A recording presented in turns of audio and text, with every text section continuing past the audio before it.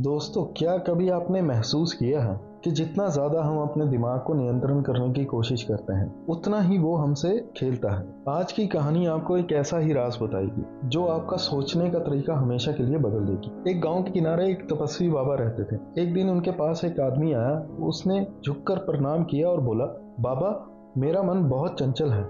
दिन रात अनेक विचार आते रहते हैं। कृपया मुझे कोई उपाय बताएं ताकि मेरा मन शांत हो जाए। बाबा ने शांत स्वर में कहा, बेटा, प्रतिदिन ध्यान लगाओ। धीरे धीरे आपका मन अपने आप शांत हो जाएगा। पर आदमी बेचैन था। उसने तुरंत कहा, बाबा, मैं ध्यान नहीं कर सकता। जैसे ही मैं आंखें बंद करता हूँ, और भी बुरे और नकारात्मक विचार दिमाग में घुस जाते हैं। कृपया मुझे कोई मंत्र दीजिए। बाबा मुस्कुराए। उन्होंने सोचा, ये व्यक्ति बात को समझ नहीं रहा। फिर बोले, ठीक है, अगर तुम चाहते हो तो मैं तुम्हें एक मंत्र दे देता हूँ, पर एक शर्त है। जब भी इस मंत्र का जाप करो, कभी भी हिरण के बारे में मत सोचना। अगर तुमने हिरण के बारे में सोचा तो ये मंत्र बेकार हो जाएगा। आदमी हंसकर बोला, अरे बाबा, हिरण?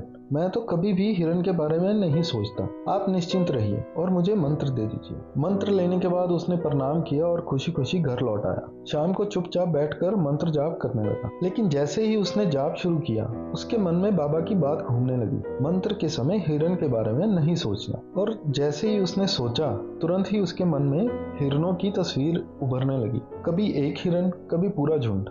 वो जितना उन्हें भूलने की कोशिश करता, उतना ही हिरणों की छवि और तेज होने लगी। कुछ ही देर में उसका दिमाग हिरणों से भर गया। रात तक हालत यहाँ तक हो गई कि अपने परिवार के चेहरों में भी उसे हिरण नजर आने लगे। वो पागलपन की सीमा तक पहुंच गया। अगले दिन सुबह वो भागता हुआ बाबा के पास गया और चिल्लाकर बोला, बाबा, ये कैसा मंत्र दिया?